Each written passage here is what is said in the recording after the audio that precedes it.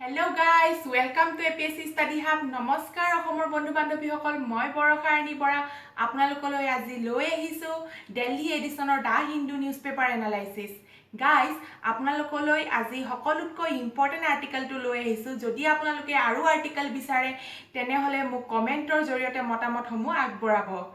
এতিয়া মই এনেদৰে কৈ যোৱাতকৈ আপোনালোকলৈ লৈ আহিছোঁ স্লাইড শ্ব' যাৰ জৰিয়তে আপোনালোকে ভালদৰে বুজিব পাৰিব, আপোনালোকে ভালদৰে নোটছ বনাই যাব আৰু ভিডিঅ'টি মন দি চাব।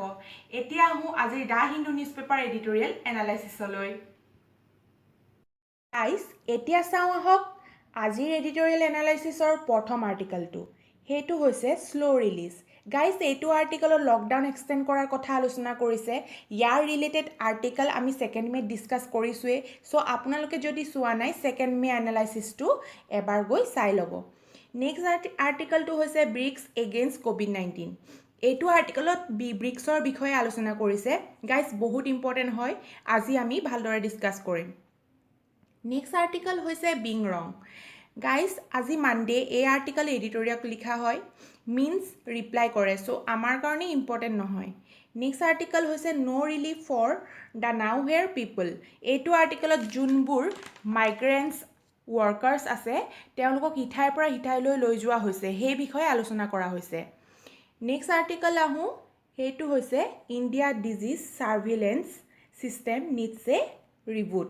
গাইজ, এইটো আৰ্টিকেলত আজিৰ তাৰিখত যি আমাৰ দেশৰ হেল্থ ছিষ্টেম সেইটো আমাৰ আপ টু দ্য মাৰ্ক নহয়, অৰ্থাৎ ক'ভিড-19 মহামাৰীৰ লগত ফাইট কৰিব পৰাকৈ আমাৰ দেশ সক্ষম নহয়।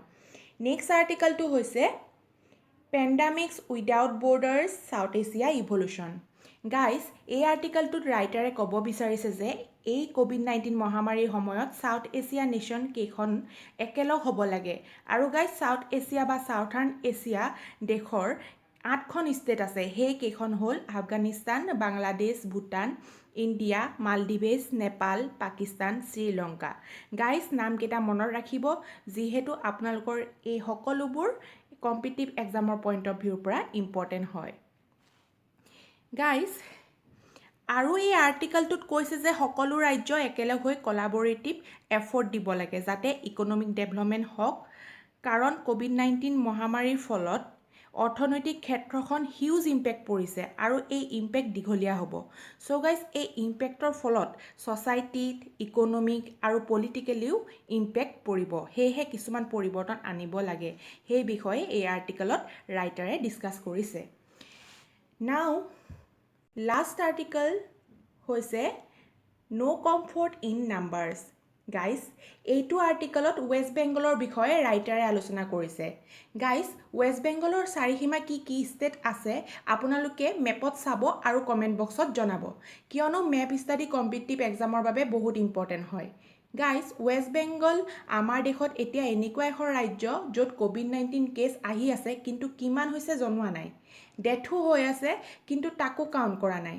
ৰাইটাৰে এই আৰ্টিকেলটোৰ জৰিয়তে ক'ব বিচাৰিছে যে ৱেষ্ট বেংগলত যিটো পৰিৱেশ চলি আছে এতিয়া সম্পূৰ্ণ ভুল, আনকি গভাৰ্মেণ্টকো কোনো ইনফৰ্মেশ্যন শ্বেয়াৰ কৰা নাই। আপোনালোকে ক'ব পাৰে যে ৱেষ্ট বেংগলো চাইনাৰ দৰে ব্যৱহাৰ কৰিব লৈছে। আহিব লগা সময়খিনিত আৰু মানুহ মৃত্যুৰ মুখত পৰিব পাৰে। এক প্ৰকাৰে ক'ব পাৰোঁ যে মানুহৰ জীৱনক লৈ তেওঁলোকে বহুত ডাঙৰ খেল খেলিছে। এই সকলোবোৰ ৰাইটাৰে এই আৰ্টিকেলটোৰ জৰিয়তে আলোচনা কৰিছে। গাইজ, এতিয়া আহোঁ আজিৰ ইম্পৰ্টেণ্ট আৰ্টিকেলটোলৈ। সেইটো হৈছে ব্ৰিক্স এগেইনষ্ট ক'ভিড-19। গাইজ, আৰ্টিকেলটো ডিছকাছ কৰাৰ আগতে ব্ৰিক্সৰ বিষয়ে কেইটামান ইম্পৰ্টেণ্ট কথা জানি লওঁ আহক। BRICS was formed in 2006। Guys, BRICS formed হৈছিলে 2006 চনত। It is an economic political regional cooperation organisation.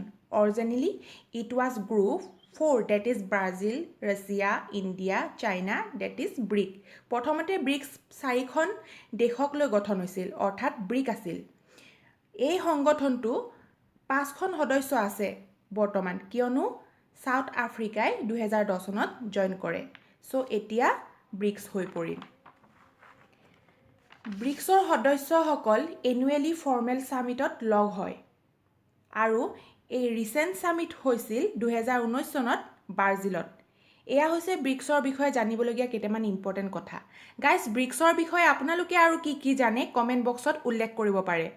এতিয়া আজিৰ নিউজটোত ব্ৰিক্সৰ বিষয়ে কি আহিছে চাওঁ আহকচোন গাইজ বৰ্তমান সময়ত নভেল কৰোনা ভাইৰাছ যাক আমি কোভিড-19 বুলিও কওঁ পৃথিৱীৰ বিভিন্ন দেশলৈ ভয়ংকৰ ৰূপে বিয়পি গৈছে আৰু ইয়াৰ ভিতৰত ব্ৰিক্স কাউণ্ট্ৰিসমূহো অন্যতম ইণ্ডিয়া এই সময়ত গ্লোবেল ফাৰ্মাচীৰ ৰূপত পৃথিৱীত লিড কৰি আছে গাইজ ইয়াৰ কাৰণটো আপোনালোক সকলোৱে জানে যে ইণ্ডিয়াই কোভিড-19ৰ পৰা মুক্ত হ'বলৈ হাইড্ৰক্সিক্লৰকুইন লাৰ্জ স্কেলত পৃথিৱীৰ বিভিন্ন দেশলৈ ছাপ্লাই কৰি আছে চ' গাইজ ইয়াৰ লগত সংগতি ৰাখি ব্ৰিক্স কাউণ্ট্ৰিসকলে লগ হৈ লাৰ্জ স্কেলত ফাৰ্মাচীৰ এখন প্লেটফৰ্ম বনাই অল অভাৰ দ্য ৱৰ্ল্ডত মেডিচিন ছাপ্লাই কৰাৰ কথা ৰাইটাৰে আৰ্টিকেলটোত উল্লেখ কৰিছে যাতে আমি অতি সোনকালে কোভিড-19ৰ বেড ইম্পেক্টছবোৰৰ পৰা ৰক্ষা পাব পাৰোঁ অৰ্থাৎ ভেকচিন বনাবলৈও আমি সকলো মিলি কাম কৰা উচিত বুলি ৰাইটাৰে ইয়াত কৈছে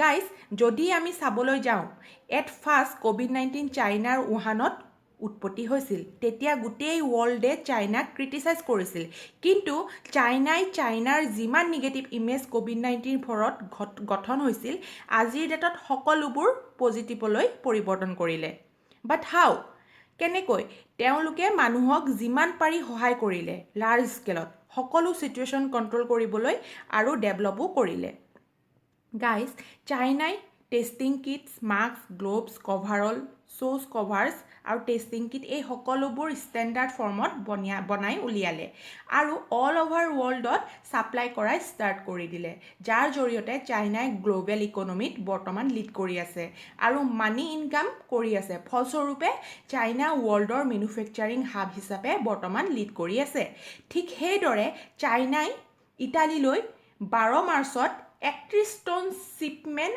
আৰু আনলাগতিয়াল সামগ্ৰী যেনে প্ৰটেক্টিভ সুইটছ মাস্ক এণ্ড মেডিচিন আদি পঠিয়ায় গাইজ অতি কম সময়ৰ ভিতৰত ইউৰোপলৈও মেডিকেল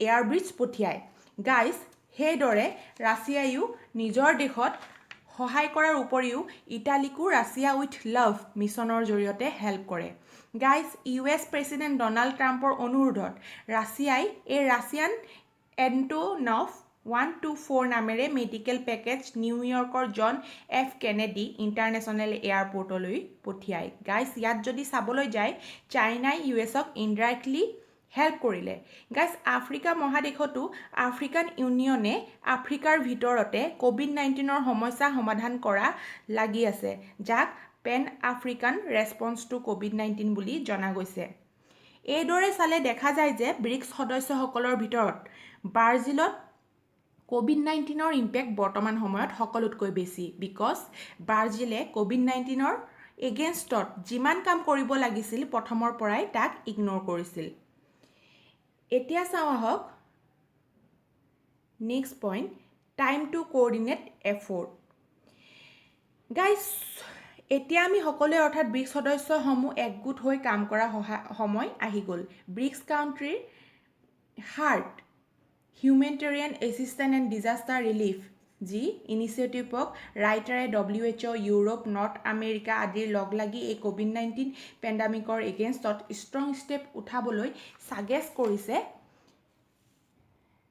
চ' গাইজ লগতে ব্ৰিক্সৰ Shanghai based new development bank অৰ্থাৎ ব্ৰিক্স বেংকে ব্ৰিক্স কাউণ্ট্ৰিসমূহলৈ কোভিড-19ৰ লগত যুঁজিবলৈ ডনেশ্যন আগবঢ়াইছে গাইজ NDB এটা ফাইনেন্সিয়েল মডেল হয় যিয়ে নেকি পেণ্ডামিকৰ লগতে নেচাৰেল ডিজাষ্টাৰ হ'লেও সহায় আগবঢ়ায় চ' গাইজ পেণ্ডামিক আহিলে কিদৰে আমি সকলোৱে মিলি ইয়াৰ এগেইনষ্টত কাম কৰিব লাগে আৰু লগতে ব্ৰিক্স কাউণ্ট্ৰিসমূহৰ কোভিড-19 পেণ্ডামিকৰ সময়ত ভূমিকা কি হোৱা উচিত এই সকলোবোৰ কথা ৰাইটাৰে এই আৰ্টিকেলটোৰ জৰিয়তে আমাক বুজাইছে so' it's very very important for exam আজিৰ আৰ্টিকেলছসমূহ নিউজ এনালাইচিছ ইয়াতে সমাপ্ত পৰিছে গাইজ তলত ডিছক্ৰিপশ্যন বক্সত সকলোবোৰ লিংক প্ৰভাইড কৰা হৈছে Telegram channel APSC study hub with বৰ্ষাত আজিৰ দ্য হিন্দু নিউজ পেপাৰ এনালাইচিছৰ PDF ফাইলটো প্ৰভাইড কৰি দিম আপোনালোকে ডাউনলোড কৰি ল'ব ভিডিঅ'টো চাই কেনে পালে জনাব আৰু ভাল লাগিলে লাইক কমেণ্ট শ্বেয়াৰ আৰু ছাবস্ক্ৰাইব কৰিবলৈ নাপাহৰিব